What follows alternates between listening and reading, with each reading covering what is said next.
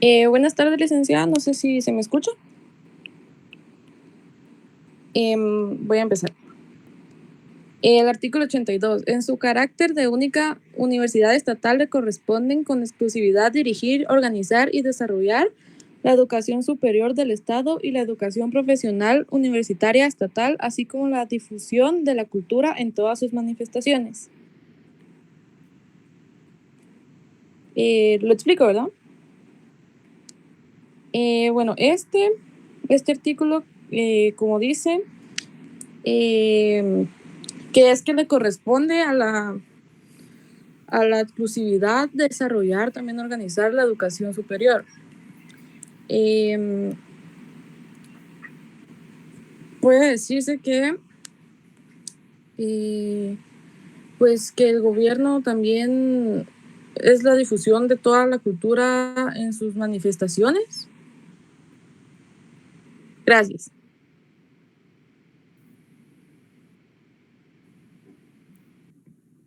Gracias, Mafer. Seguimos con Mauricio, por favor. Artículo 83, Gobierno de la Universidad de San Carlos de Guatemala.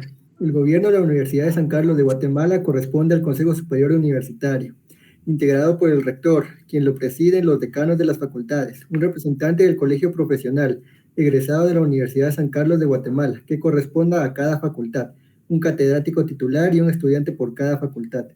Y este artículo, pues, más o menos nos dice cómo está conformado el gobierno dentro de la universidad. Y solo eso. Muchas gracias, Mauricio. Seguimos con Mayra Alejandra, por favor. Artículo 84. Asignación presupuestaria para la Universidad de San Carlos de Guatemala. Corresponde a la Universidad de San Carlos de Guatemala una asignación privativa no menor del 5% del presupuesto general de los ingresos ordinarios del Estado, debiéndose procurar un incremento presupuestal adecuado al aumento de su población estudiantil o al mejoramiento del nivel académico. Por lo que comprendo es de que dan un presupuesto por los estudiantes que se van integrando a la universidad. Aquí sería mejor, o sea, como vamos avanzando más y se van integrando más, que aumentaran el presupuesto, ya que solo dan el mínimo de 5%, siento yo. Gracias. Gracias, Mayra. Sí, efectivamente, acá pues se refiere al presupuesto general de la nación, ¿verdad? De que pues como constitucionalmente pues no le pueden otorgar menos del 5% para el presupuesto de la universidad, ¿verdad? No es tanto por estudiante asignado, sino que es en base al presupuesto general de ingresos, egresos ordinarios en curso, ¿verdad? Seguimos, por favor, con Mayra Vázquez. Muy bien, licenciada. Artículo 85. Universidades privadas. A las universidades privadas, que son instituciones independientes, les corresponde organizar y desarrollar la educación superior privada de la nación con el fin de contribuir a la formación profesional, a la investigación científica, a la difusión de la cultura y al estudio y solución de los problemas nacionales. Desde que sea autorizado el funcionamiento de una universidad privada, tendrá personalidad jurídica y libertad para crear sus facultades e institutos, desarrollar sus actividades académicas y docentes, así como para el desenvolvimiento de sus planes y programas de estudios. Este artículo de nuestra Constitución establece que las universidades privadas en nuestro contexto nacional son instituciones pues independientes que tienen la responsabilidad de organizar y desarrollar la educación superior privada de la nación, y que sus objetivos principales deben de ser contribuir a la formación profesional, así como promover la investigación científica, difundir la cultura y abordar problemas nacionales. Y pues este artículo también especifica que una vez que se autoriza el funcionamiento de una universidad privada, esta adquiere personalidad jurídica para poder llevar a cabo las facultades que se le han sido conferidas. Muchas gracias, Mayra. Melanie, por favor. Artículo 86. Consejo de la Enseñanza Privada Superior.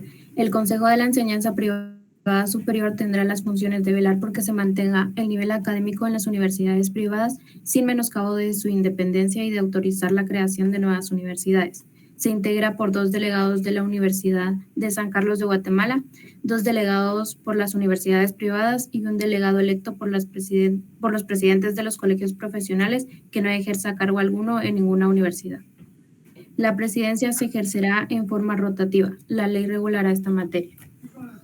Pues yo entiendo de que es un consejo y su única función sería el de velar porque se mantenga el nivel académico de las universidades privadas. Gracias, Melanie. Mónica, por favor.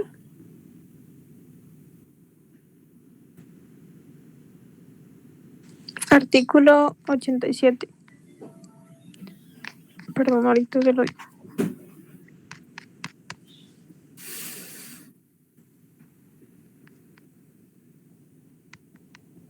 Dice reconocimiento de grado, títulos, diplomas e intercorporaciones.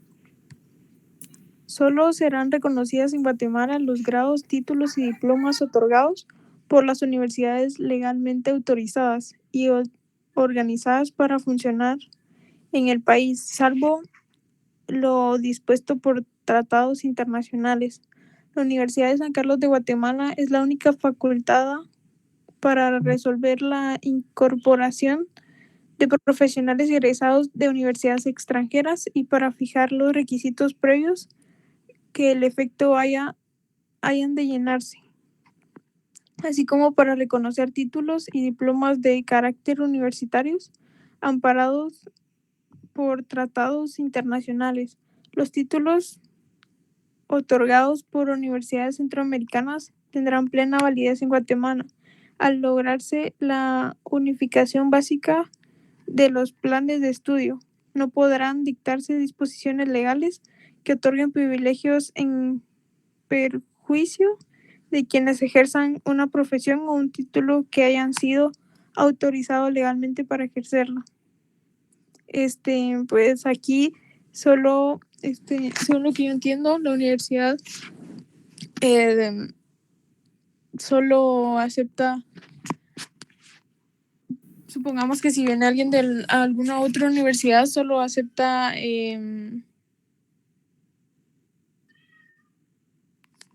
¿cómo decirlo? Títulos de extranjeros o algo así, no en las universidades privadas, algo así entendí. Sí, así es, Mónica. Efectivamente, pues la Universidad de San Carlos es la única facultada para poder incorporar todos los títulos o avalarlos como tal a nivel internacional, ¿verdad? Seguimos, por favor, con el artículo 88 con Norma Monterroso.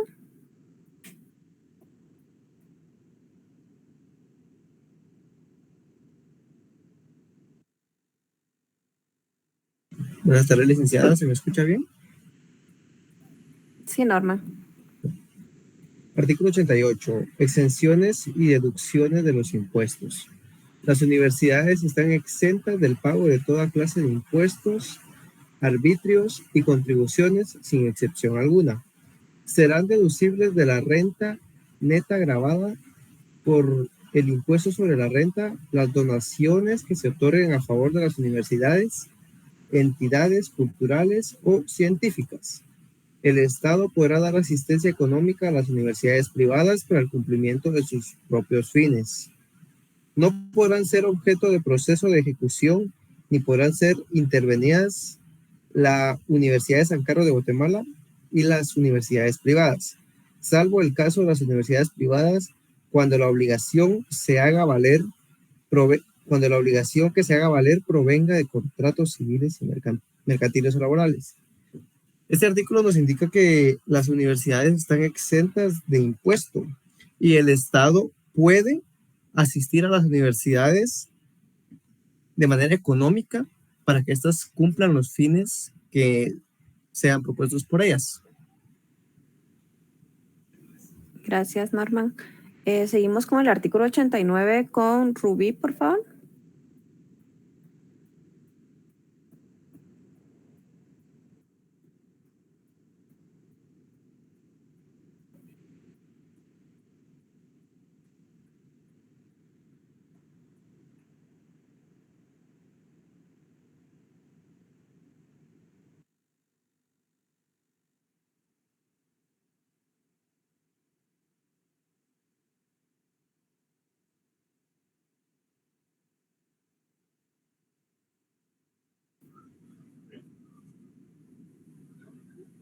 Muchas gracias, Rubí.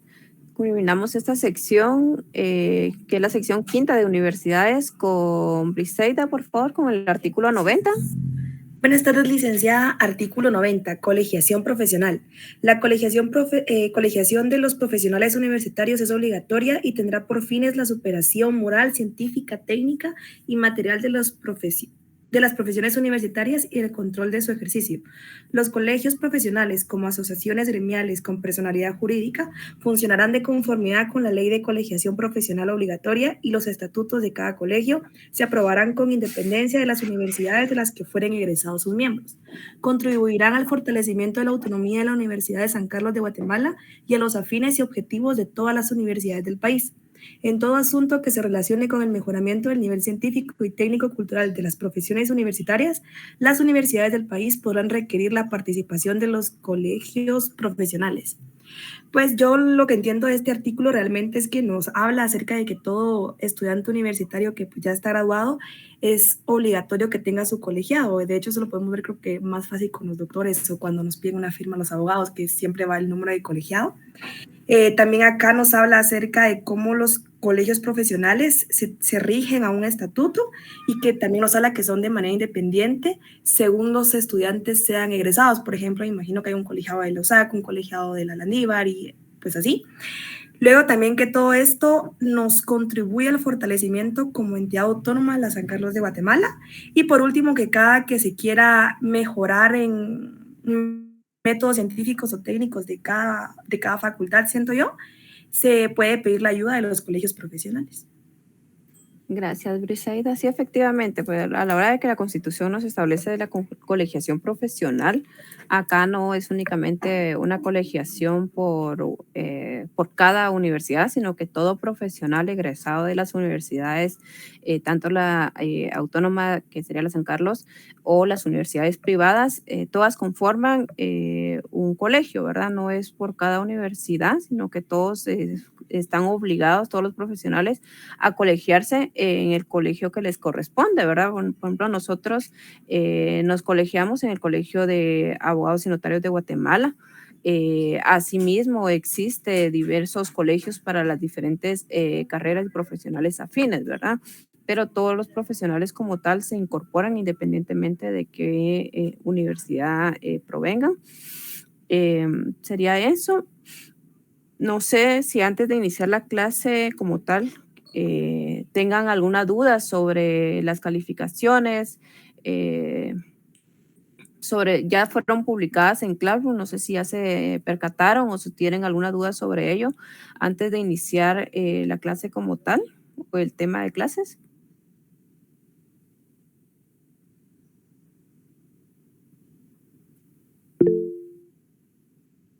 Ok. Eric. Licenciada, disculpe, entonces todos los colegiados de las diferentes universidades están en el mismo colegio profesionales que los de la San Carlos o van a diferentes colegios. No, todos vamos al mismo colegio, es decir, por ejemplo, ustedes que están futuros a graduarse, persona que ya está graduada, pues como tal, pertenecemos al Colegio de Abogados y Notarios de Guatemala y Ciencias Afines.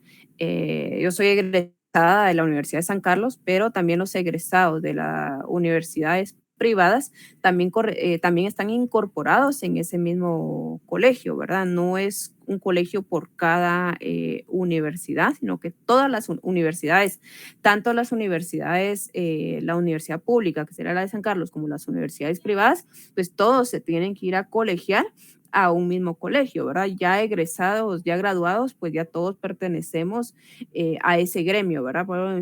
Pertenecemos al gremio de abogados y notarios de Guatemala y ciencias afines, pero es de todas las universidades, ¿verdad? No es únicamente la de la Universidad de San Carlos.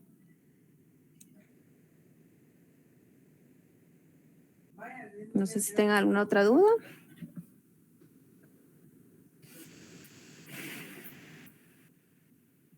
Creo que no. Bueno, vamos a seguir con el curso de la clase. Hoy vamos a ver lo que es el conflicto armado interno. Para ello, pues les voy a presentar una película que le coloqué en velocidad un poquito más rápida para que abarquemos el tema.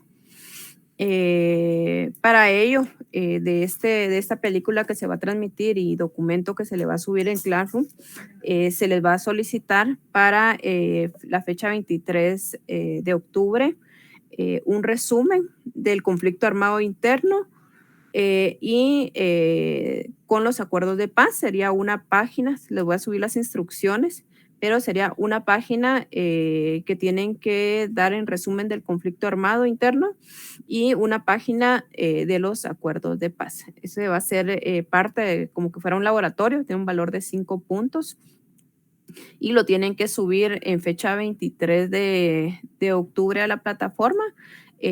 Al momento que se les publique el laboratorio, ¿verdad? No va a ser laboratorio para realizarlo en clases, sino que va a ser subir este trabajo como parte de su laboratorio.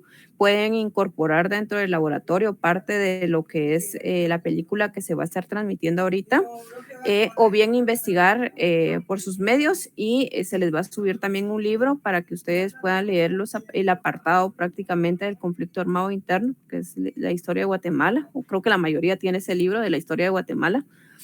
Y para ello les va a servir para realizar su resumen del conflicto armado interno y de los acuerdos de paz. Dime, Briseida. Solo, Lick, antes de que continúe una pregunta, ¿va a haber link de participación? Sí, en el transcurso de que se va a estar desarrollando la película, les voy a transmitir el link de participación. De igual forma, ustedes están siendo anotados porque para esta unidad la participación y la asistencia se va a ser tomada como parte de un laboratorio, ¿verdad? Entonces, todo eso se va a ir resumiendo ahí. Ya prácticamente los que han estado participando en clases y la asistencia, pues ya tienen 5 puntos para esta última unidad que pues está iniciando el día de hoy, 13 de octubre, y va a finalizar esta unidad. Tenemos programado ya exámenes finales del 20 al 30 de noviembre. Ya son pocas clases que nos corresponden. Pero la participación y la asistencia va a tener el valor de un laboratorio.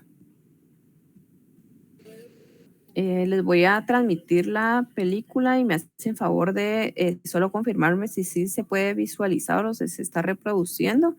De igual forma, les voy a pasar el link por WhatsApp para que si hubiera una interrupción por la señal y todas esas cuestiones, ustedes lo puedan ver también a través de ese link.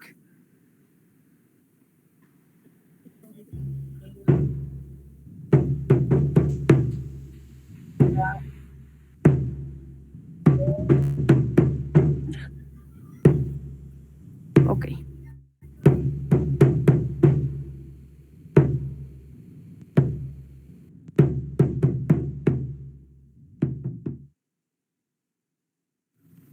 Aquí el que está disponiendo soy yo. ¿Qué diría a los cargos que es el ejército que está masacrando campesinos en las áreas rurales? Diría que yo respeto la libertad de pensamiento. Pero ¿cuál es la verdad de lo que está pasando en las áreas rurales? La verdad es esa. ¿Qué quieres tú que te diga? ¿Qué verdad quieres que te diga?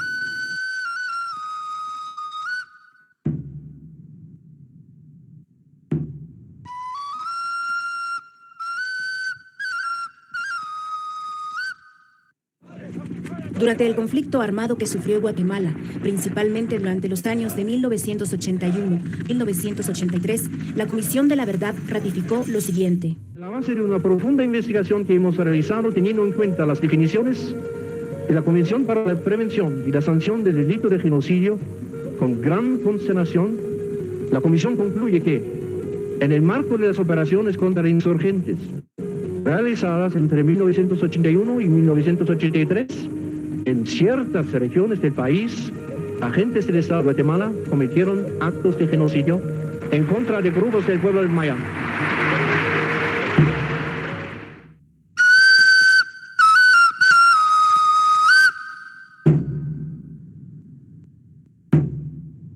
La razón de por qué la Comisión de la Verdad, auspiciada por las Naciones Unidas, llegó a esta conclusión es porque el Estado de Guatemala articuló una política de genocidio con el propósito de destruir total o parcialmente un grupo nacional, étnico o religioso de acuerdo a los siguientes hechos que tipifica el Código Penal de Guatemala en el título 11, capítulo 4, que define: primero, muerte de miembros del grupo; segundo, lesión que afecte gravemente la integridad física o mental de miembros de un grupo; tercero, sometimiento del grupo o de miembros del mismo a condiciones de existencia que pueda producir su destrucción física, total o parcial; cuarto, desplazamiento compulsivo de niños o adultos del grupo a otro grupo; y quinto, medidas destinadas a esterilizar a miembros del grupo o de cualquier otra manera impedir su reproducción.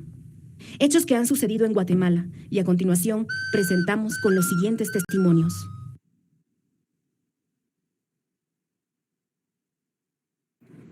¿Por qué eso es necesario? Es muy necesario porque, le repito, el ejército ahorita ya no está solo para estar repartiendo plomo a las comunidades, de ninguna manera. No, el ejército nos va a servir porque la explosión demográfica en Guatemala ya es bastante grande y hay mucho que hacer, mucho que no se ha hecho en tantos años. Entonces se necesita suficiente gente para trabajar en programas de acción cívica, pero todo planificado y en una forma grande, para resolver o tratar de resolver la mayor parte de los problemas de los campesinos. En cuanto el ejército entró, y en la primera casa, aquí en este lado, y doña Catarina Tojín, con su familia y con otras hijas, así visitantes, llegaron a su casa. El ejército rodearon la casa y lo cerraron la puerta. Y como las hijas que están de visita allí con ella, se fueron a sus casas. Pero como al tiempo entró el ejército, cuando yo retiré de allá, vino hasta aquí en este borde. Aquí se mira donde entraron el ejército, aquí es una auxiliatura. Pero yo pues busqué formas donde esconder un poco para controlar bien el ejército, qué hacía. Y cuando entró, pues lo cerraron la puerta delante o sea, el ejército entró, cerraron la gente en la casa. Y las otras que se corrieron, también el ejército fueron corriendo para ir a alcanzar las dos mujeres. Y uno como retiró como a 60 metros de la casa, lo fueron a alcanzar. Y la otra, hasta su casa lo fueron a alcanzar. Entonces, cuando fueron a encontrar allí, lo agarraron la pobre señora. Todavía, hasta ahora tenía 2 hijos, 3, como estaba embarazada. Ahí donde el ejército quemaron la primera casa con 9 o 11 personas. Y la otra, lo partieron la barriga aquí, como estaba embarazada, y lo sacaron el bebé que llevaba la señora y los estrellaron sobre un palo, un palo que estaba así botada al patio, por decir. Entonces cuando lo mataron y metieron en la casa y lo quemaron también ella. Y la segunda, cuando vinieron a alcanzar en el camino, lo quebraron la cabeza aquí con macheta y salió el seso.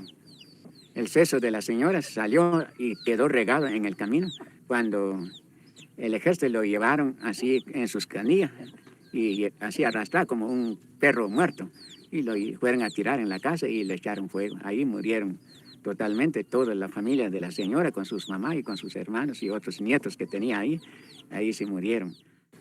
Básicamente dentro del conflicto armado interno que vivió Guatemala en los años 80, 81, 82, 83, el Estado de Guatemala lanza una política de Estado prácticamente con intención de eliminar a los diferentes grupos étnicos guatemaltecos con el pretexto, como se ha dicho, de quitarle el agua al pez. Lo decía Mao Zedong, ¿verdad? Que el pez es al agua como el agua es al pez. Y en este caso, pues, se puede traducir lo mismo para los subversivos, ¿verdad? Ganando ellos la población, pudieron haber ganado la guerra.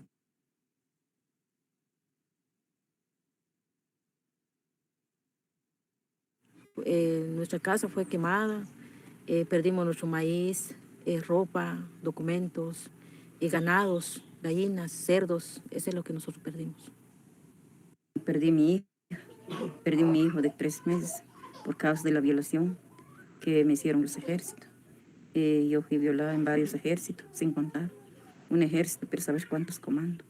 Decía mi vida, decía la historia que estoy contando, pero más que todo ya mi vida ya solo la tengo comprada, ya solo Dios me ha dado la vida porque yo fui muy sufrido. Y yo tenía 6 meses de embarazo cuando fui violado. Y yo era una mujer que le dije a los ejércitos que me perdonen por todo el caos que yo me pasé. Entonces mi hijo nació el 5 de mayo y el 5 de agosto se murió por tanta golpe que él recibió.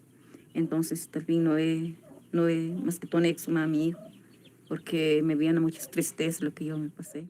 Me pegaron, pues, o sea que me amarraron más en las manos hacia atrás y los pies se juntaron los dos y en la boca me taparon con un trapo, un costal así, ya no recuerdo qué clase de manta que me pusieron en la boca. Y luego pues me jalaron hacia atrás, se juntó mis pies con mi cabeza y mi barriga se quedó hacia afuera, pues como una pelota, como un bolo, ¿cómo se llama?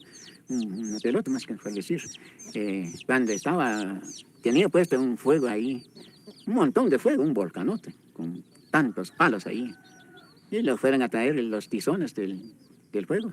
Me echaron aquí en la barriga, en los ojos, aquí en el pecho, aquí en los testículos, aquí atrás de la nuca. Y como yo, pues, del dolor de la quemadura, dando vuelta ahí, aunque estoy amarrado, y donde ellos me agarran y me siembran el fuego ahí, pues, ahí donde se abrió mi estómago, salió mi intestino como a 10 o a 12 pulgadas hacia afuera.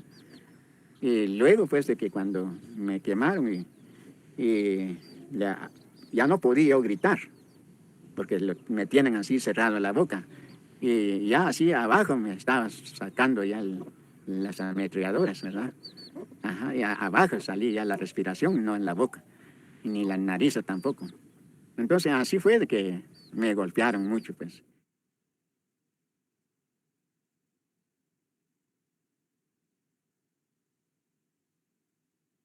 Tengo de los Estados Unidos, del pueblo norteamericano, tengo una oferta de ayuda millonaria. Grande ayuda. ¿Cuánto? Pasa de más de 1.000 millones. De Pat Robertson. Y compañía limitada. ¿Quién sencillamente se la ofreció esa ayuda? El pueblo cristiano norteamericano. ¿Y se la van a entregar? Sí, señor. ¿En cuánto tiempo? En el momento que se le requiera. Estamos haciendo aldeas modelos. Entonces, van a venir en especie todo, pues, ¿verdad? Van a venir misiones entonces. Así es. Al occidente, ahí donde están las aldeas destruidas. Y además en todo Guatemala. Sí. Venimos con toda la asesoría. Hay grandes técnicos que vienen a darnos toda la asesoría. ¿Cuándo nos va a costar nada? ¿Cuándo va a empezar ese plan? Probablemente el mes entrante. Es decir, que de una vez se pone en marcha ese plan de desarrollo económico y social. Así es. Con la ayuda del pueblo cristiano norteamericano. En esa guerra, cuando el ejército venía pues persiguiendo a la gente y nosotros nos fuimos más a esconder porque ya no podemos vivir aquí, ya no había casa, todo se quedó esta aldea, una tierra arrasada, completamente, ni casas, ni animales, ni maíz, ni caballos, ni vacas, todos se lo robaron y lo comieron todo el ejército. Entonces en pues ahí donde tenemos que trasladar en otro lugar. Y nosotros pues nos huimos porque sé que no queremos morir y ellos nos obligaron que nos fuimos en la montaña. Nosotros con mi mamá pues estuvimos 3 años en la montaña. ¿Cómo eran las condiciones de vida? Pues las condiciones de vida ahí en ese lugar pues sufrimos bastante porque no tenemos ni ropa ni comida, no tenemos ni un techo, solo bajo el árbol estuvimos durante los 3 años. Dormimos en el puro suelo, caminaba el agua abajo de nosotros y ahí estuvimos durante 3 años aguantando sin medicina, sin nada. Aguantando hambre, aguantando frío con mis 2 hijas y mi esposo, porque en ese tiempo de que ya no podíamos vivir aquí, en esta comunidad se quedó muy arrasado, porque ya más que todo en ese tiempo, cuando fue la guerra aquí en la clínica, fue el 8 de enero del 82, pero no fuimos refugiados. Estuvimos como unos meses en la casa todavía, pero como yo cuando ya sufrí la violación y fue llevar a mi suegra, entonces nos fuimos a refugiar de una vez y estuvimos en la montaña durante los 3 años. Y después de los 3 años me regresé aquí en mi comunidad y después me volvieron y llevaron el destacamento. Me llevaron el destacamento de los ejércitos y me pegaron el destacamento con mi niño en mi espalda, tanta golpe que recibí. En ese tiempo cuando el ejército fueron a poner así 5 destacamentos, pusieron un cerco militar alrededor de todas esas comunidades. Es ahí donde la gente sufrieron mucho hambre, muchas necesidades, porque allí en esa montaña les terminó las botas, la ropa y todito, hasta como cada vez el ejército llega a perseguir, lo dejan tiradas sus ropas, sus chamarras, sus machetes, sus hachas, sus asadones, lo que ellos llevan.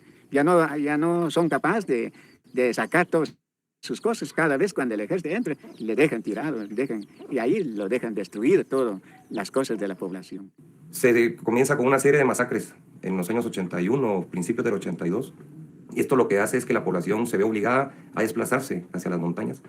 Y posteriormente el ejército de Guatemala comienza operaciones con la intención de recuperar a esa población para concentrarla y ahí poder reeducar, que son los términos que utiliza el ejército, inclusive dentro de sus mismos planes, reeducar a la población para tener control de la población y control del territorio en el que estaba operando el ejército.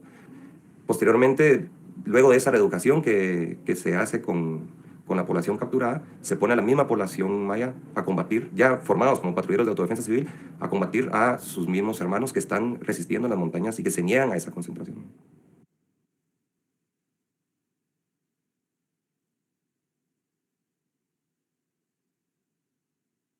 Le va a quitar más gente lo que peques. Sí. ¿Y qué pasó ahí?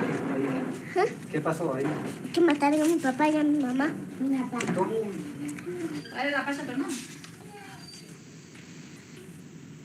¿La casa de Sara? Es que lo mataron porque fueron soldados. Que mi mamá se escondió en ese río, los soldados pasaron y lo mataron. Y nosotros corrimos y nos escondimos en el monte. Y hizo de noche y pasaron los soldados.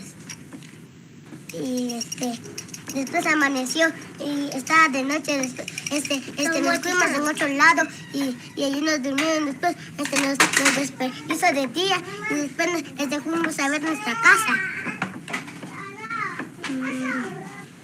Y después hizo un día allí y nos venimos a Guatemala. Cuando llegaron los soldados y nos fueron a matar, entonces nos reunimos en una casa y después a la noche llegaron a matar. ¿Mataron a quiénes? A mi mamá y también a mi papá. ¿Y tus hermanos? ¿Ah? ¿Tus hermanos? Sí, solo 2 hermanos. ¿Mataron? Sí.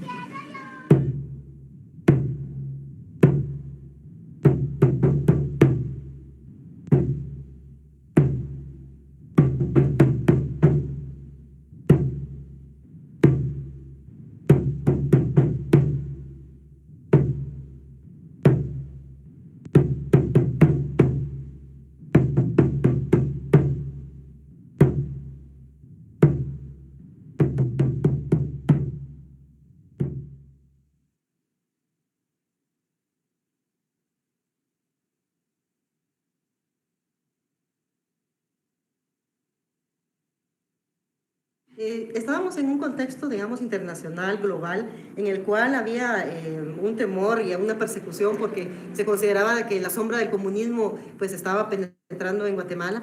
Entonces ese contexto de alguna manera llevó a la construcción de esa política contrainsurgente dirigida específicamente a, como dicen los especialistas, bueno, a tratar de quitarle el agua al pez, es decir, a tratar de eliminar a todas aquellas posibles fuentes de apoyo popular de los movimientos revolucionarios. Pero además se combinó con el elemento histórico del racismo en Guatemala, que por una parte considera de que la vida de la población indígena es prescindible, ¿verdad? Y además que con todas las características del racismo, el desprecio por las expresiones culturales, el desprecio por la forma de organización, porque se considera además que los orígenes del atraso de Guatemala están dados por la presencia de la población indígena. El genocidio no se perpetró exclusivamente porque la población que fue víctima estuviera vinculada de una manera directa o indirecta con los grupos insurgentes de ese momento, sino que el genocidio tuvo además otro elemento, que es un elemento que está apareciendo en la actualidad, y es que mucha de la población que fue víctima del acto de genocidio, de la política de genocidio, que se documenta en los planes militares, era para desplazarla de sus comunidades, de sus territorialidades, y que los agentes de Estado, en este caso el ejército, tomara control de esa territorialidad para iniciar el proyecto histórico de los militares, para reiniciar el proyecto histórico de los militares que comienza en los años 70 de la explotación de los bienes naturales. A la vuelta de los años comenzamos a ver que aquel elemento que provocó el genocidio, el elemento aquel de desplazamiento violento de las comunidades, sus territorialidades, de nuevo se vuelve a presentar. De nuevo las comunidades mayas están siendo amenazadas de desalojos violentos de sus comunidades para la construcción de grandes hidroeléctricas y la explotación de bienes naturales. En Guatemala se tiene que hacer justicia por estas razones. La primera, porque el Estado de Guatemala está dominado por la impunidad. Hace un año y medio nos dijeron públicamente que de cada 100 casos apenas 2 podían alcanzar un nivel de sentencia. O sea, el indicador de impunidad en el país es del 98%. Segundo, porque la impunidad es una impunidad de tipo estructural que viene con la vuelta de los años. Y en los años del conflicto armado, en los años de las gravísimas violaciones de derechos humanos, fue cuando se fomentó y se creó esta especie de cultura de impunidad. Y hoy por hoy, en Guatemala, es imposible aspirar a vivir un Estado más o menos moderno si no damos pasos decididos para erradicar la impunidad. Para que, más que todo, que se castigue, porque el Estado es el responsable de la masacre que pasó en cada comunidad. Porque directamente la gente no se murieron por ser ladrones o por ser matados, son gente, sí, de verdad, gente campesina, trabajan. Si no hubiera pasado la guerra, no estuvimos como estamos ahora, solo enfermos o nos hace falta recursos. La gente antes son gentes, mira, de verdad, que trabajadores, y no era así como está pasando ahora, porque ya ve que ahora se escucha mucha delincuencia. Eso es lo que dejó la guerra. Pero además es importante la justicia en Guatemala porque hay gravísimas violaciones de derechos humanos que se cometieron en la época del conflicto, entre ellos la política de genocidio, delitos de lesa humanidad y entre ellos la desaparición forzada, los actos de tortura, la violencia sexual contra mujeres, las ejecuciones extrajudiciales, delitos que todavía no han sido consignados, investigados ni perseguidos. Y para poder erradicar la impunidad en la actualidad se necesita avanzar en estos casos que permitan de nuevo establecer la garantía de que ese tipo de violaciones no van a volver a pasar en el país. En el año 2000 se funda la Asociación para la Justicia y Reconciliación, que es una asociación de víctimas sobrevivientes del genocidio, representantes de 5 regiones del país, en donde está Huehuetenango, Chimaltenango, Ixcán, región Mixil y Rabinal. Ellos se acercan a CalDH para buscar el apoyo, para exigir justicia. En ese año 2000 se presenta la primera querella en contra del alto mando militar de Romeo Lucas García, y posteriormente en el año 2001 se presenta la querella en contra del alto mando militar del general José Efraín Ridomont. Desde esos años se ha estado en la búsqueda de la justicia. Se cae en un impasse de varios años, yo diría alrededor de 8 años, en el que el Ministerio Público prácticamente se niega a investigar el genocidio en Guatemala, y es hasta los cambios que se producen en el Ministerio Público recientes, hablemos de hace 2 años para acá, en el que ya el Ministerio Público empieza a asumir su responsabilidad de investigar los casos. Durante todo este tiempo, las víctimas han realizado muchas actividades exigiéndole al Estado de Guatemala su obligación de investigar las masacres que se cometieron, el genocidio que se cometió en Guatemala. Sin embargo, no ha existido una respuesta eficaz del Estado guatemalteco para poder investigar estos hechos. Eso obligó también a buscar justicia en otros lugares. En España hay abiertos casos por el delito de genocidio, hay órdenes de captura contra altos mandos militares guatemaltecos que también Guatemala se ha negado a entregar a España, argumentando que en Guatemala existe la capacidad de poder dar esos casos en Guatemala. Retomando esa parte que dice la Corte de Constitucionalidad, es que se está exigiendo también aquí que se haga justicia. Realmente las investigaciones que se ha estado realizando durante años son como una pequeña muestra de lo que realmente ha sucedido en las diferentes regiones del país, ¿no? Pues para mí, pues yo lo que más pido pues es que se lleguen a castigar los responsables, pues, porque para nosotros pues es lamentable de que si ha habido masacre aquí en Rabinal, porque lo que más se murieron son campesinos y son seres humanos, y no debió el Estado de mandar a matar a nuestros seres queridos, porque ellos son seres humanos y tienen derecho de vivir, y el Estado vino a quitar la vida de ellos, y no tiene derecho del Estado de venir a quitar la vida de los seres humanos. Nosotros como sobrevivientes del conflicto armado pedimos justicia contra los altos mandos, contra Ridomont también. de lo que nosotros pedimos como sobrevivientes del conflicto armado interno.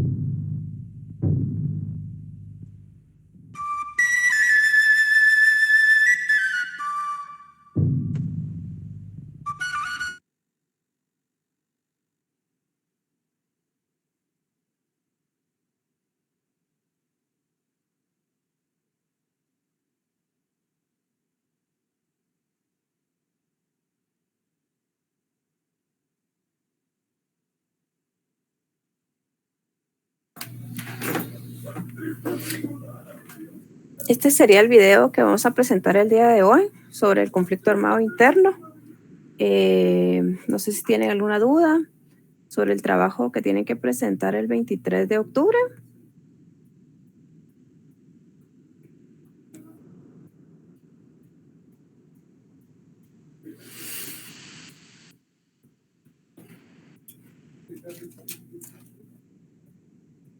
Licenciada, buena tarde. Hola Daisy, dime. Es una página, entonces, es un resumen, ¿verdad? Sí, es un resumen de una página sobre el tema del conflicto armado interno y una página con referente a los acuerdos de paz. En total serían 2 páginas que deben de subir el 23, que se va a estar dando el espacio para que publicar el primer laboratorio de esta última unidad. Ahí tienen que anclar el documento como tal para que se les valide los puntos de su laboratorio. Gracias, licenciada. Gracias. Si no hubiera ninguna otra duda, pues eso sería todo para el día de hoy. Stephanie, dime. Buenas tardes, licenciada. Solo con la duda, respecto a la página del conflicto armado interno, ¿es referente solo al video o al tema en sí? No, es referente al tema, ¿verdad? Pueden tomar como base o parte de un fragmento del video, pero en sí es sobre el tema en general del conflicto armado interno y los acuerdos de paz, que sería una página por cada tema. Gracias, licenciada. Ok. Dime, Cristian.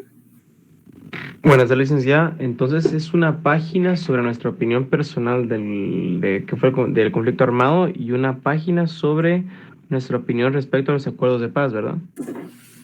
Sería un resumen del tema, porque pueden colocar un apartado de algún comentario personal, pero en sí sería un resumen o fragmento de la historia como tal, o línea del tiempo sobre el conflicto armado interno y los acuerdos de paz.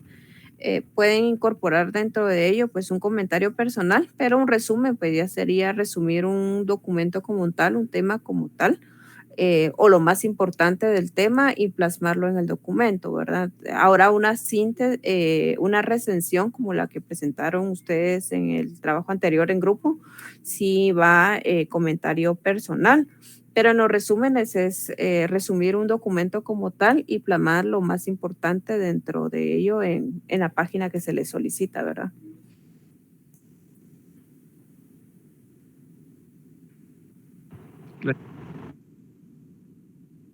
Sí, ese lo estaría mandando a través también del WhatsApp. Ya solo el de participación mandé, que les corresponde llenarlo los que participaron en del artículo 82 al 90. Y asistencia lo estaría mandando al finalizar la clase. No sé si tienen alguna otra duda.